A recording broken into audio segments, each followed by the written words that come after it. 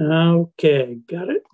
All right, so call to order for the Economic Development Commission for October 26, 2022.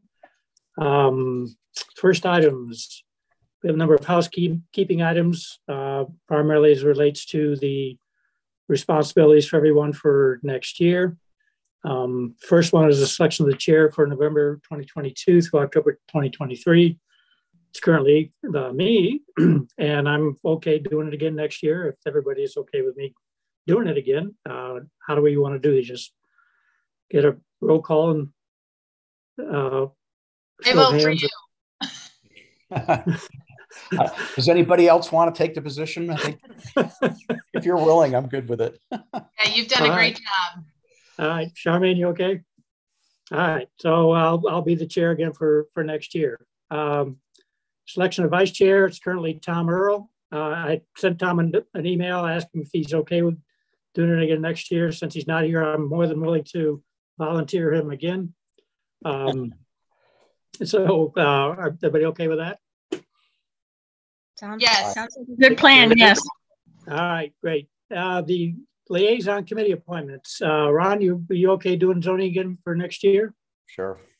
Okay, great. Thank you very much for that. I'm fine continuing to do the design review. Sustainability subcommittee representatives, I'm fine doing that again next year. I've talked to Carrie about maybe having her assume one of those. I'll wait and talk to her when she gets back and see if that's something she might want to do.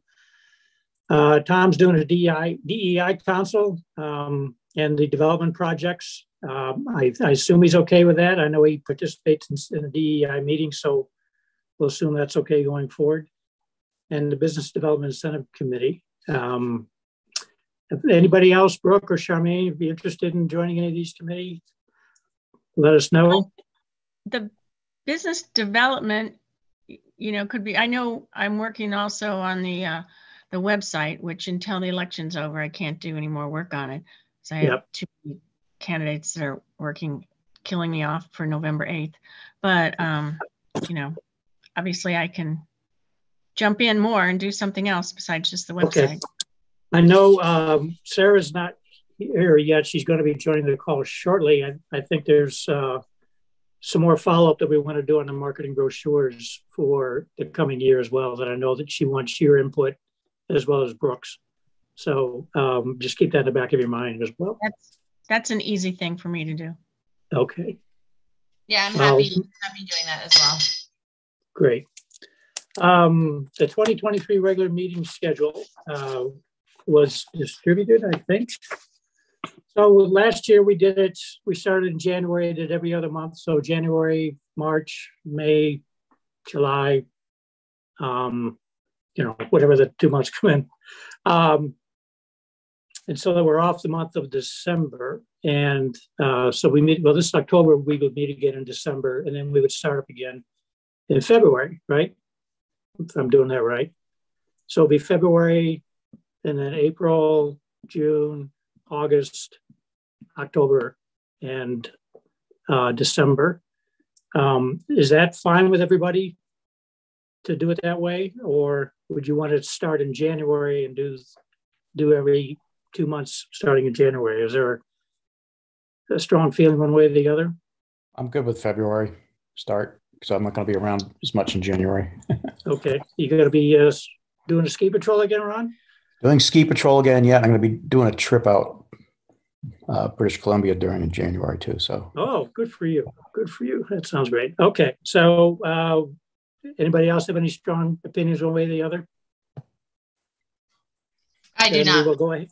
Okay. Then we'll start with our February as our first meeting in 2023, and then every other month following that. All right. Next item on the agenda is EDC vacancy. We still have one slot open. I don't know, and I'll ask Maria and Melissa if we have any candidates in the pop line. Yeah, I don't think think we have received one. We'll just double check and confirm with Trish, our town clerk. And that was, you might recall, just to fill out the remainder of a term that was left. So I believe that also needed to be from, the person needed to be an R, I believe. So we will just confirm that with Trish. Okay. And if we don't have any applications in the hopper, we'll put out an announcement for that for you guys. Okay. Very good. All right. And then the last item on the housekeeping is approval of the minutes from August 24th of 2022. The minutes were part of the package. Everybody's had a chance to read through them. Any changes, additions, edits required? If not, do I have a motion to approve? Motion to approve. Okay, second? Second. Second. Thank you. All in favor? Aye. Aye. Okay. Minutes approved. Very good. Thank you all for that. The next item is the EDC annual report for 2021-2022. I sent that out last week, wanting to have you all take a look through it and let me know if you have any edits or changes to it. What I thought I would do is just quickly go through each page, and if there's any comments or edits we need to make, please let me know. The title page and the agenda, I assume, are just fine.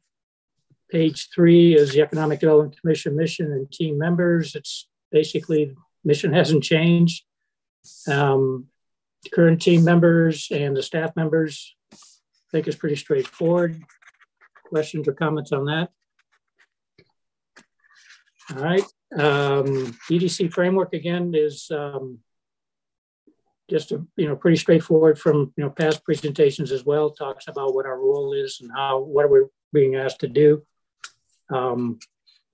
So page 5 is the EDC adopted work plan. Any comments, additions, changes here? Everybody okay with it? Yeah, I guess the one thing that is that I've noticed about like other towns is we really don't do much, even in this list here. I don't know, it's not real economic development. I mean, I know we're kind of picking around the edges, but other towns are a little more proactive in trying to help bring people into the community. But if that's not what the town officers want us to do, I'm not sure what our options are here. Right.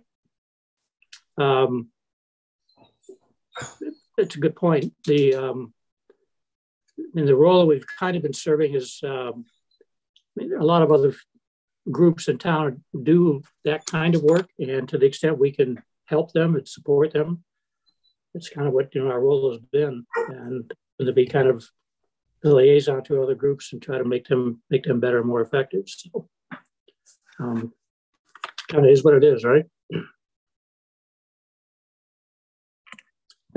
Okay, so any other questions or comments on the EDC work plan? We're all good with that? Okay. Page 6, the business outreach, was just a kind of a summary of the visits that we completed this year, and kind of the approach that we've been taking, and we will continue to take. This is a pretty good list of groups of businesses. These tend to be the kind of what I'll call the top taxpayers in towns or the most influential businesses in town. Again, for everybody on the call, everyone is welcome to participate in these. I know Charmaine participates in a lot of them as well. And so the invite is always open. I will be working with Tom Fitzgerald over the next couple months to try to put together a schedule for next year as well as we head into the next year. Page 7 is the marketing program, spearheaded by Sarah and supported by Brooke and Charmaine. Any questions or comments on that?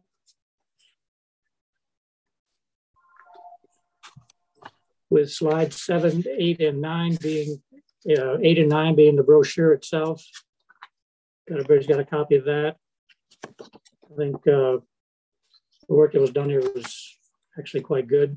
And it's, something we want to build on going forward for next year. And Sarah will be joining us shortly to talk about that. Okay, other efforts, slide 10. Review of the economic development portion of the town official website. Kind of work in progress. It's going to be a heavy lift there. Working with the Simsbury Historical Society as they move forward with their capital needs. Tom and Ron working on that. We continue to support the town's sustainable CT efforts. Participating as a committee member of the Chamber Government Affairs Committee. Participate in the short-term rental ordinance work group. Participate in review of the EBAD permit fee waiver request and follow the Iron Horse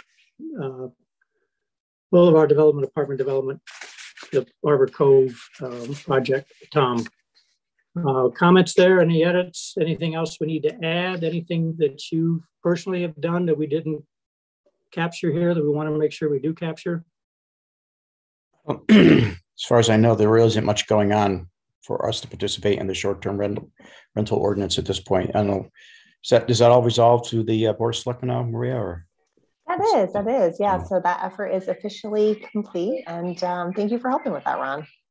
Okay. All right. Take note of that.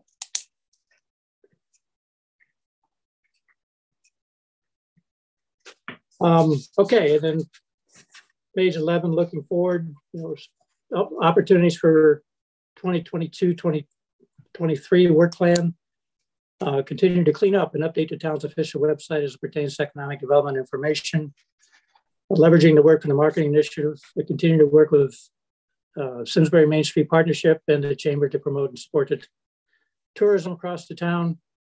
I did meet with Sarah a few weeks back. The concept that she talked to me about was this idea of developing marketing themes for tourism purposes to leverage support for the town businesses, integrating activities, hospitality options, restaurant and drinking establishments. So themes could be things like weddings or family events, or we have visitors from the outside coming into town, and the idea of wrapping up these different packages, if you will, of things for them to do, places for them to go, activities, restaurants, things for places to stay, what have you, are things that she's looking to build out, and very much looking for Charmaine and Brooks' continued help and participation in that. So I think that's going to be I think an important effort, and one I think we're all excited about as we go forward. And then assist with exploring the feasibility of hospitality task force, develop and assist with the implementation plan, and finally revise the town's tourism map. It's some work that we talked with Morgan about at the Chamber, things we may want to do. We want to continue to identify creative ways to enhance our business outreach efforts, to strengthen relationships with and gather feedback from our business community. We want to continue to communicate with the DEI Council, identify work on areas of common interest, and then develop a welcome letter for new businesses. That's something that Carrie is assigned to do. So that's it. Any questions, comments, edits, updates? Silence is consensus, I guess. So Maria, next steps. I'll clean this up when I get back and send you a final. And then do I need to present this at our next Board of Selectmen's meeting in November?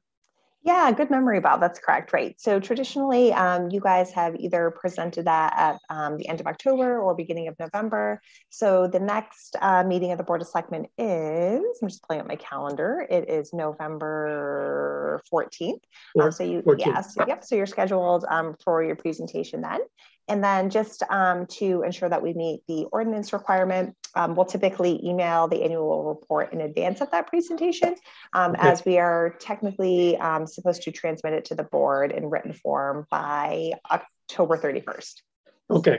So if I get that to you by Tuesday next week, that's fine? I think Monday next week is the 31st. Monday? Okay. That'd be perfect. Right. I'll get it Thank to you. You. Thank you. All right. Very good. Okay. We have the next item on the agenda is the 2022-23 work plan ideas. There was a one pager that we sent out to everybody. You want to bring it up on the screen? Is that possible, Melissa?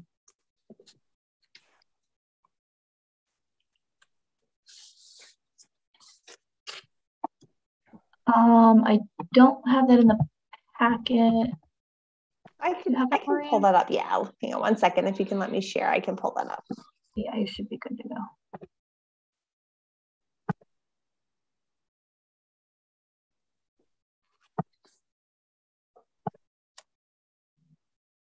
Can folks see that? Okay.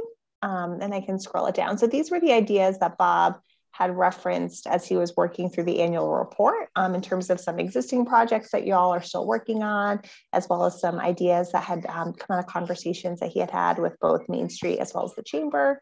So let me just see if I can scroll this down a little bit for you all. Maybe we can start there. And again, typically, again, just as a reminder, you all will usually propose some suggested ideas or projects that you have an interest to maybe working on to the Board of Selectmen. And then you guys usually do have a conversation about that at that meeting in November. So again, these were again just some ideas I think Bob had generated and chatting with others. And if there's, and others folks want to add, suggest, discuss, this would be a good time just in terms of again getting ready for submitting your draft ideas to the board. So, Sarah, I see that you've joined. Yes. Thank you for joining today. You and I had a conversation a few weeks back talking about how we wanted, next steps regarding the marketing brochure. And so I know you got to leave early. So if you got, I'd like for you to share with everybody, the conversation we had regarding, the building out of these themes and kind of the next thoughts or next steps around that. Sure. And how we can help going forward. So as I mentioned from the beginning of doing this marketing brochure, the brochure is really step one. So we wanted to, refresh the brand. We wanted to include a lot of the recreational activities, which were so hot, not just during COVID, but as we've seen, have been really hot with millennials and have been hot in the community. And we wanted to identify, the branding happened over a decade ago. So there's been a ton of new developments and a ton of new businesses and apartment buildings and all sorts of things. So we wanted to make sure that we were providing all those updates. So that was step one. The next step is really to continue to make Simsbury a destination. And so we want to do that in several ways. One of the first things and one of the easiest things that we can do is, the brochure has limited information. So as people are looking for more information, we want to drive them to the Shop Simsbury website.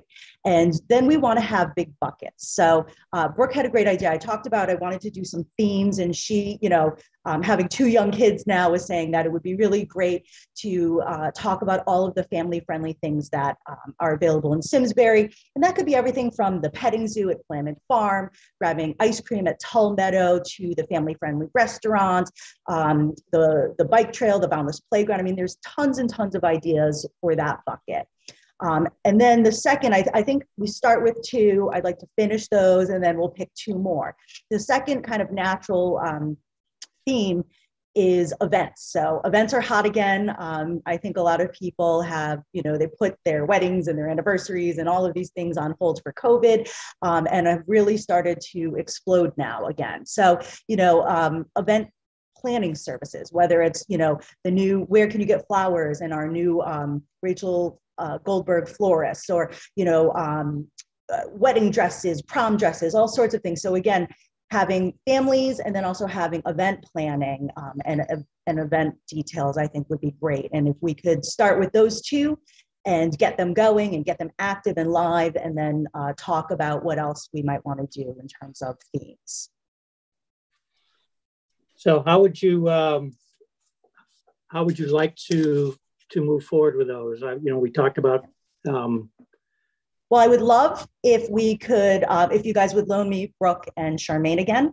They were absolutely fantastic in the brochure help and just provided a really nice, just, you know, another set of eyes, another set of perspective. So what I thought we could do is if Brooke and Charmaine wouldn't mind, we would do a short Zoom meeting where we could just, again, very clearly identify a couple of things. It shouldn't take more than 10 minutes, and we can start to compile a list. And then I'd love to send it out to a bunch of people, including the rest of the EDC, because again, the more people and the more feedback we have on this, I really think the better, because we will tend to forget something, right? And because it's website, I think it's fantastic because we can quickly add anything that we've missed. But the more eyes, the better when we're talking about themes. I'd be happy to help again. Oh, thank you guys. Charmaine?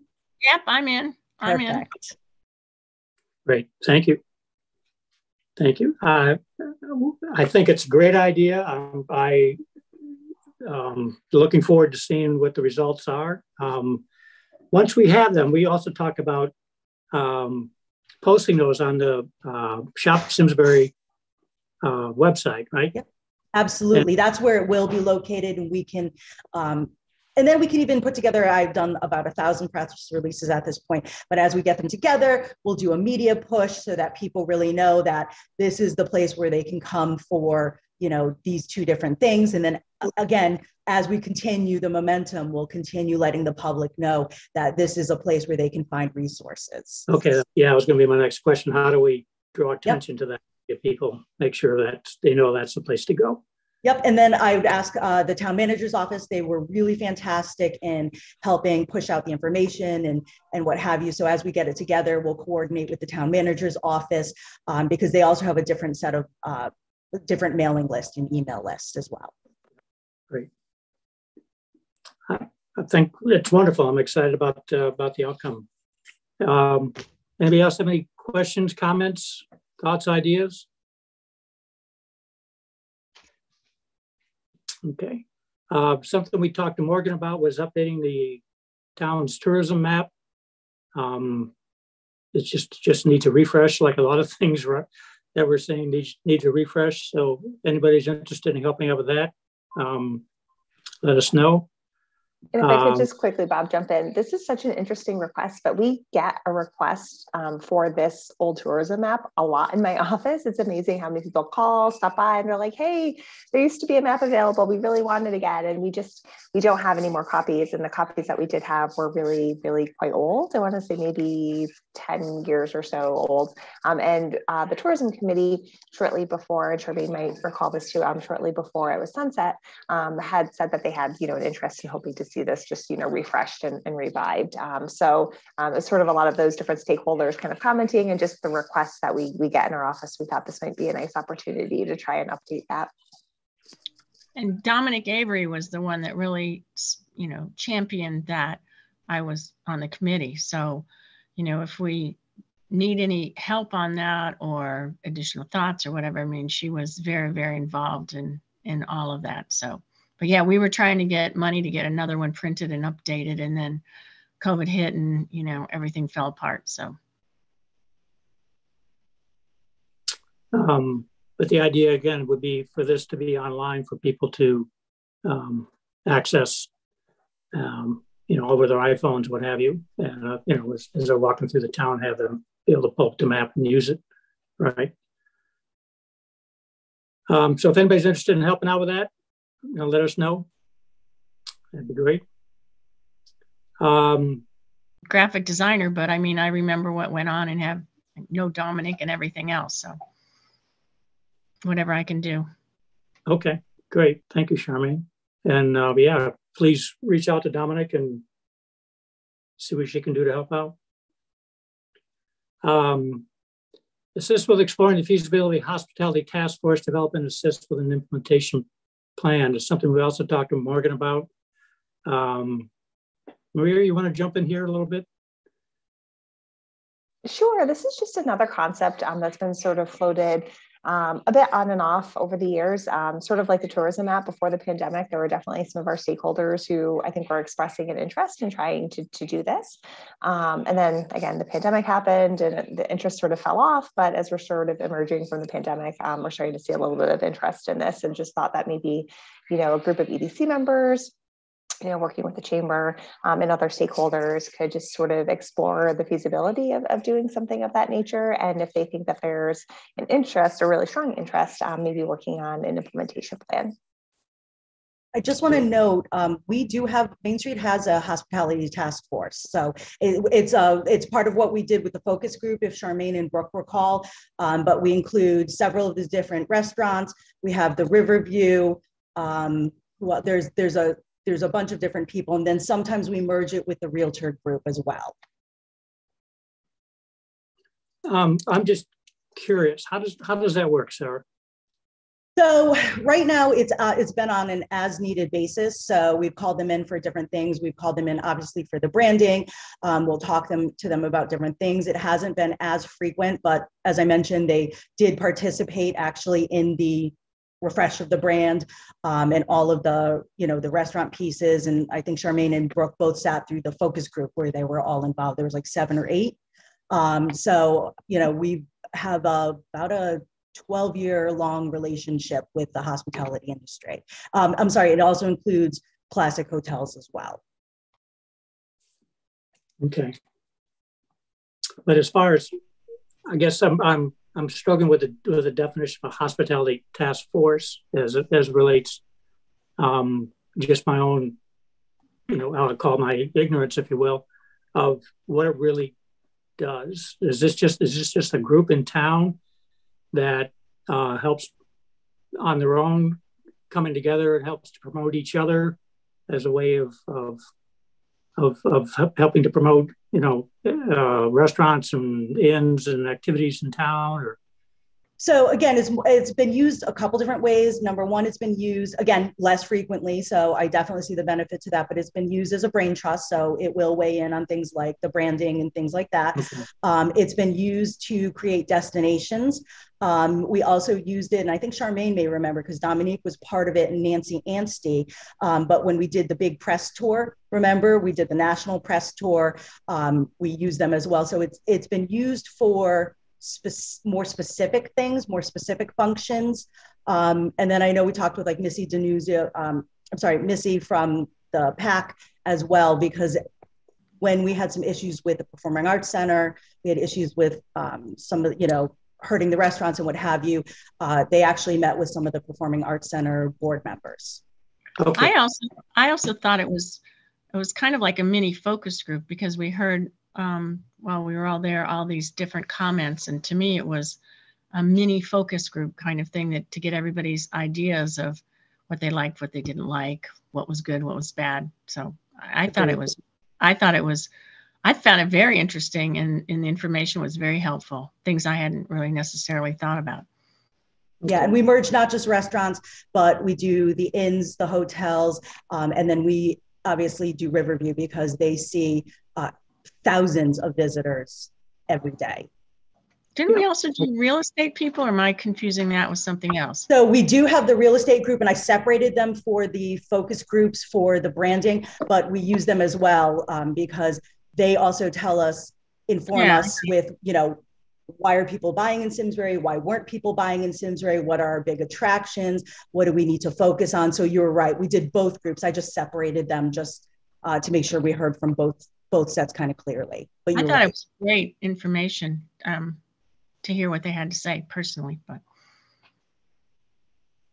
yeah, and I think that's helpful. Yeah, I was just going to jump in. I think maybe it's just a different term, and maybe we could think about a different term, but more so thinking about again, maybe hospitality task force isn't the term that we want to use if we have a group who's using that term, but essentially, right, in a lot of communities that have cultural venues, whether it's live theater or museums, et cetera, that they will use sort of those special events and opportunities as a way to help leverage the other resources we have in town and to cross market and promote. So, perhaps it's, come in early for a dinner and a show, and these vendors are going to offer you, 20% off tonight, or, bring your ticket afterwards and these vendors are going to, give you a free drink, or packages, right, for like stay when you come for the events. And so again, a number of communities who do have sort of those really nice cultural venues and amenities will work with, restaurants, hotels, et cetera,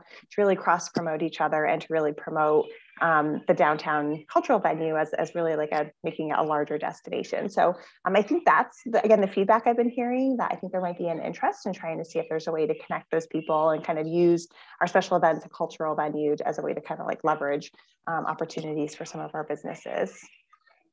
Maria, the one thing I'd say, I agree with that. I don't think we should just say the Performing Arts Center, the cultural venue, because we've been actually talking to the Tower Ridge Disc Golf and to the International Skating Center. So they both have a ton of tournaments coming in. Yeah, exactly.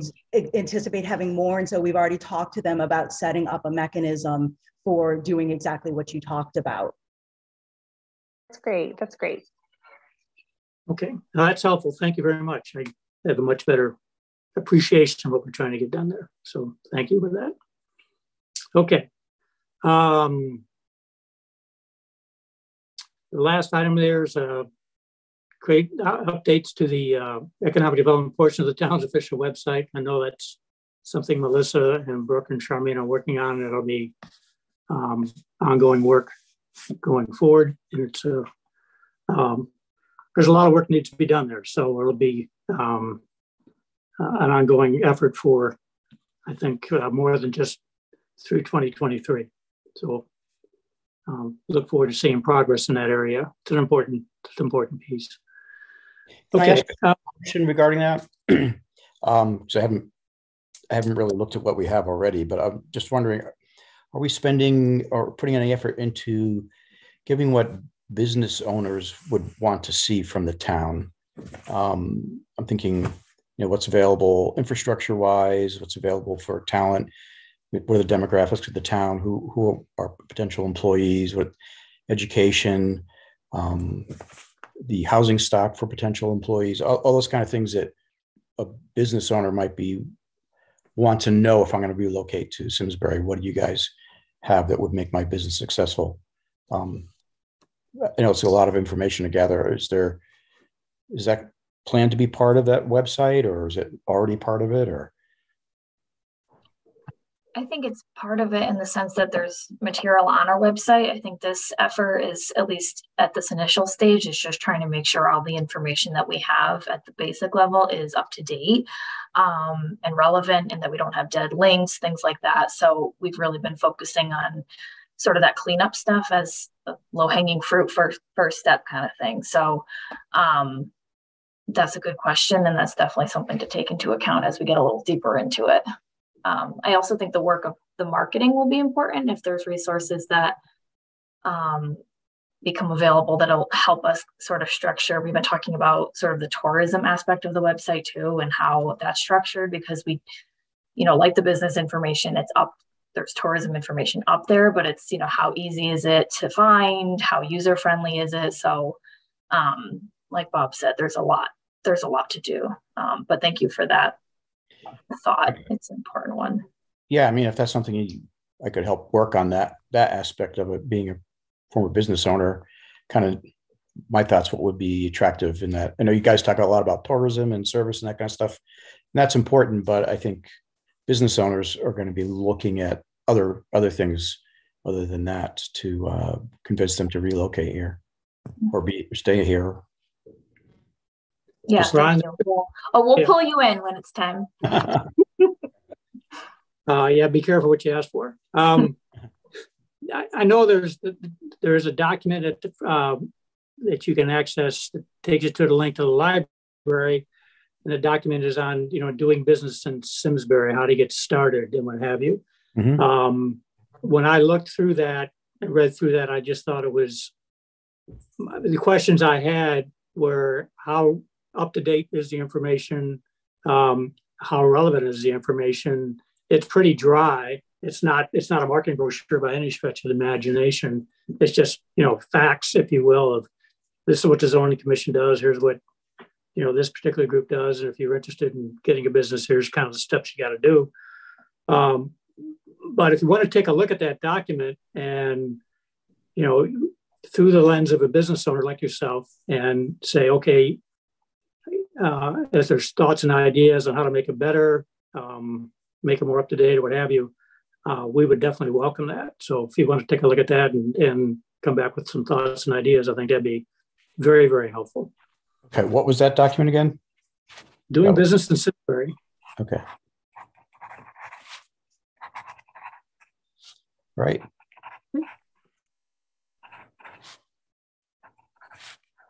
Okay. Thanks, Ron. That'd be terrific. All right. Real quick, Sarah, any more updates before you gotta go? Yes. So just a couple of things. Hold on, let me get to my notes. So I'll just keep it brief. We do a million things, but I always like to keep it just targeted to economic development. We are continuing to work on the cell phone coverage, which is, to me, one of the largest economic development drivers. It's more important than almost anything. When it comes to businesses, when it comes to residents, quality of life, cell phone and internet service are what is expected at this point. And we are seeing a slow, but we are seeing a gradual increase in 5G capabilities, increase in cell phone coverage. And I just want to thank the work. We have a subcommittee, which is made up of myself, Chief Baldus from the fire district, Mike Berry, who sits on the emergency management, Chief Bolter from the police department, and Tom Roy from engineering and DPW. So we just met recently. We will be doing a follow-up second survey that will identify, okay, we've helped some areas, but now we need to see where we need to concentrate and which areas have been improved. And we'll be asking the town to help us promote that survey because it was incredibly successful. We had over 1,000 responses within a very, very short period of time. We are working, as some of you know, we came to the groundbreaking for the Simsbury Center Apartments, which is the old Iron Horse Inn. We just released a press release. I just wrote a press release for them. They are accepting applications for move-ins starting November 1st. We helped the entire project of Tower Ridge with a revamp with healing meals, disc golf, and Talcott Mountain Collective. And then we just celebrated a couple of weeks ago the official ribbon cutting for the Tower Ridge disc golf. And they have been really great at making, it's a very niche entertainment, but they were just the Northeast Amateurs competition. And we expect to see a ton more of championships and playoffs and things like that. They have their own channel. For those of you that didn't know, disc golf is so up and coming to their own cable TV channel. That's fully dedicated. Yes, fully dedicated to just disc golf. We are working with DPW on the wayfinding signage for downtown. This is mostly a tourist destination, mostly a tourist, something that will help tourists. So for example, if you come to downtown and you're coming to the Performing Arts Center and you're not familiar with town, you don't know where you can park, right? Most places you see that blue municipal P. In Simsbury, you don't. And so we have tons of visitors that are coming to the Performing Arts Center, that are coming to some of the things happening at Eno. And so we're working right now to put together a sign package. And Laura Barkowski, our zoning enforcement officer, and our town planner are helping out. Laura actually sits on the committee, and Tom Roy and myself. And we've gotten the services of Terry Ann Hahn from LADA on West Street, and she's actually pro bono. She is donating her design services to Main Street. The biggest thing that is affecting our businesses currently, our small retailers, is shoplifting and theft. We have been working very hard and very diligently with a lot of our shop owners. People don't realize that when someone steals, and we're not talking juvenile, we're actually talking adult shoplifting, adult theft. When someone steals from a small business, people think, oh, insurance covers it. That's not accurate. Most insurance companies and most insurance policies do not cover shoplifting and theft. So it is crippling a lot of our small business owners. We've been working with the chief of police, identifying that we actually have to change the legislation. Currently, if it's like under $1,000, there's no repercussions. You can't even, the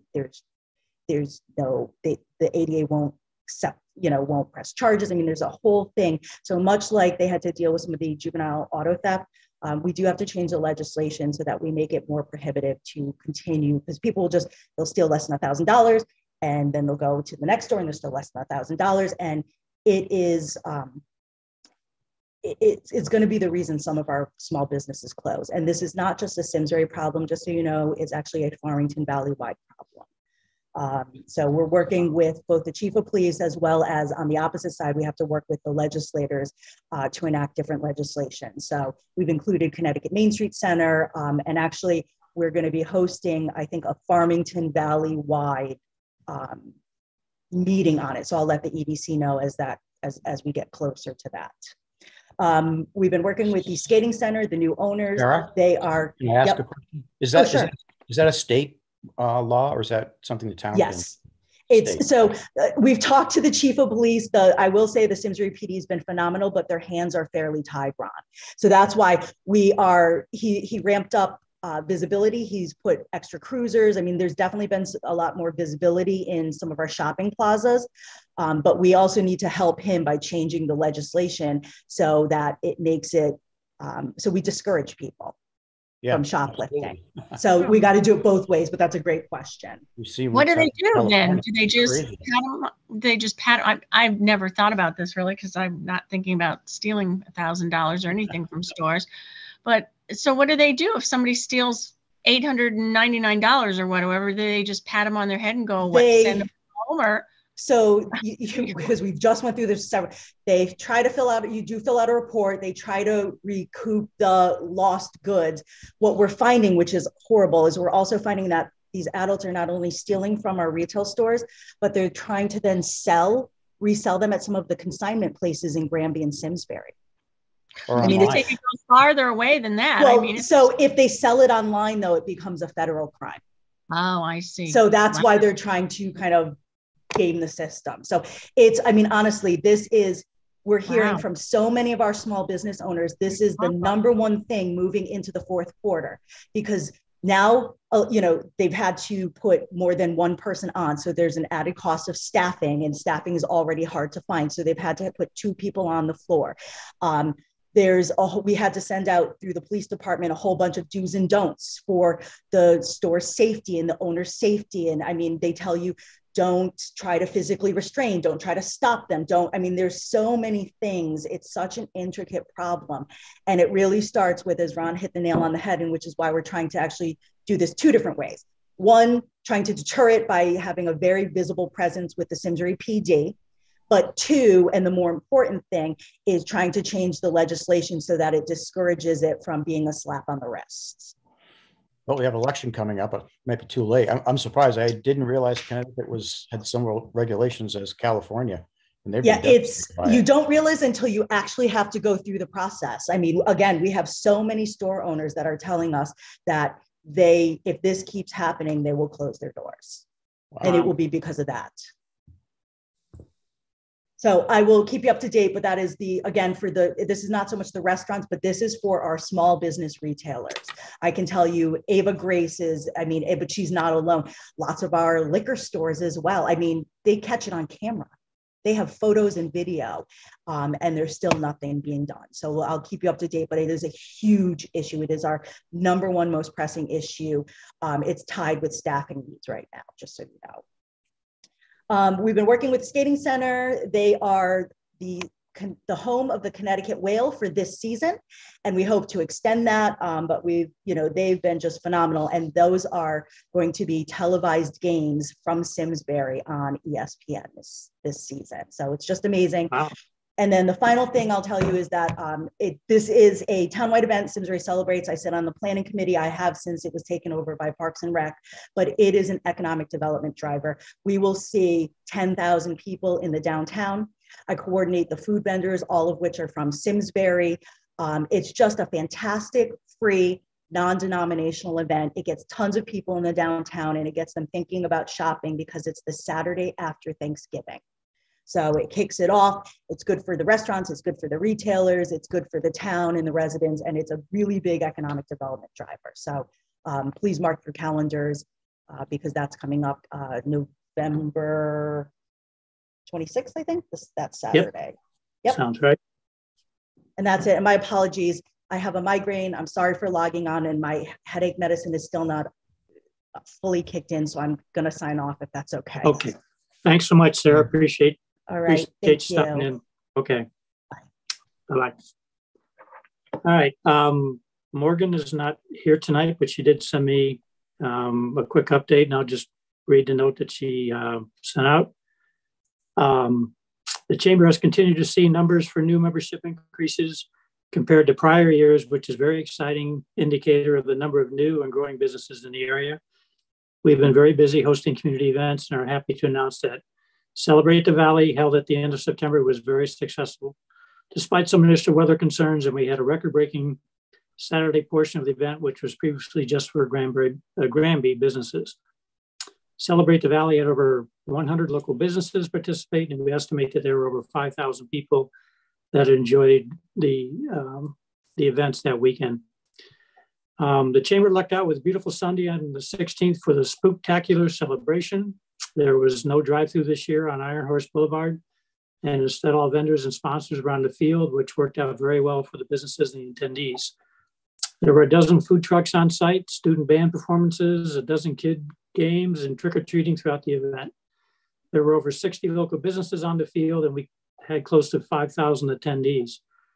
The Chamber is thrilled with the success of these fun community events, albeit exhaustive, and we are looking forward to returning to our normal duties, helping the businesses grow and build their networks with many ribbon-cutting schedules for the future.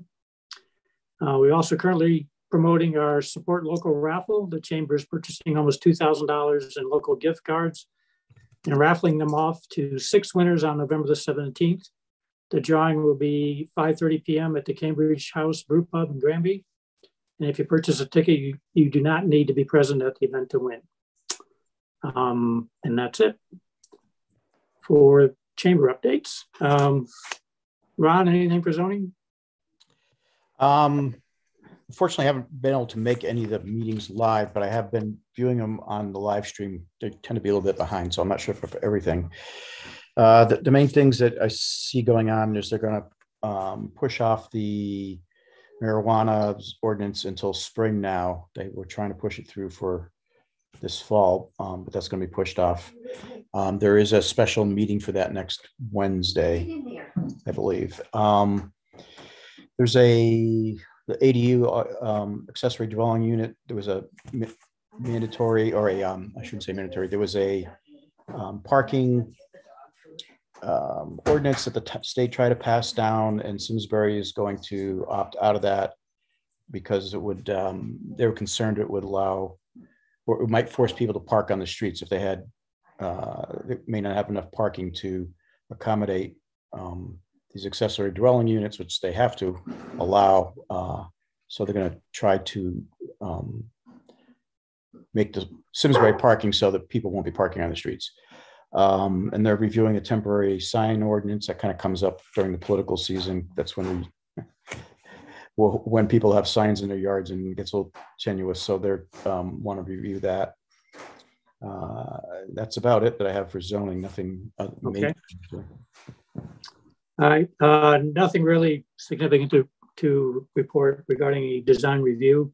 The Sustainability Commission, the important news there is our application submission has been pushed off until first quarter, maybe even as far as April of 2023. So it doesn't mean we can't continue to put information into the application. So, Melissa, some of the work that I had you do, we'll update whatever we can. So we'll just continue to build on that as we get into next year. There was a major involvement of the Clean Energy Task Force at the Spooktacular event last Sunday, and showing off electric cars, trucks, power, equipment like blowers and lawnmowers and what have you. So I guess that was pretty well received. And given the opportunity to take a look at the budget for the changes at Latimer School. I think we've met with Tom Royce enough times to see what we can do about making the one of the budget options for Latimer to make it a net zero energy, clean energy school. And we have a number of examples in the state where other school districts are in the process of building, clean energy schools. So it's something we're going to take a look at here with Latimer, and hopefully it'll be one of the options to be considered. DEI Council, Tom. Yes. Oh, hi. Did they mention any sort of incentives to having a net zero school? Are there any sort of special, I don't know, tax credits or grants or any sort of thing that helps to promote going that direction? There are from the state. I'm not sure exactly what they are, but I do know a friend of mine who was the superintendent of schools up in Mansfield, they consolidated their elementary schools into one, and the new one that they built is all with clean energy, and they got significant state incentives to do that. So that's something that'll be explored. Absolutely. Isn't that design pretty much done at this point? I think they're pretty far into it. So yeah, and that's obviously one of the obstacles that we're trying to overcome. Yeah, it's really. But at least it would be. It's something we want to at least give the public the option to consider when it's all said and done. To Heather's point, if you can take a look at what's being proposed with the state incentives, I'm not sure how the numbers come out. If it's significantly higher, then the people probably wouldn't be interested. But if we get it close, maybe they would be. So I think that's kind of the intent. Yeah, I did one did the environmental studies school in Hartford, and there was a lot of that in there, but it's very expensive. Payback is, decades on some of that equipment. And if you don't do it up front, then it becomes prohibitively expensive to try to backtrack in your design. So I don't know. Yeah. It hasn't been thought of at this point. I can't see it happening. Yeah. Maybe future schools. Yeah, that's absolutely a very valid point. And I think the lesson learned there is, yes, we do need to get in front of these opportunities for the town and see what we can do to influence the design up front, as opposed to, coming in late. Quick update on the DEI Council from Tom. He continues to participate in their meetings. Housing Subcommittee still analyzing ways to provide more affordable housing in Simsbury, and he'll continue to follow that progress. One thing that I did want to bring to everyone's attention, I got an email from the town about an event called Pathways to Affordable and Inclusive Housing at the Simsbury Public Library on November the 9th, 6:30 to 8. And it's being facilitated by our town planner, George McGregor. And so I don't know, I'll forward this email out to everybody just so that they have it. And if they're interested in attending, please do so. No updates on a development project. On the Historical Society support, Tom spent last Saturday in a meeting lasted about 2 hours with the Simsbury Historical Society. They have several subcommittees looking at issues such as budgeting and finance, maintenance of the buildings, outreach programs, and fundraising.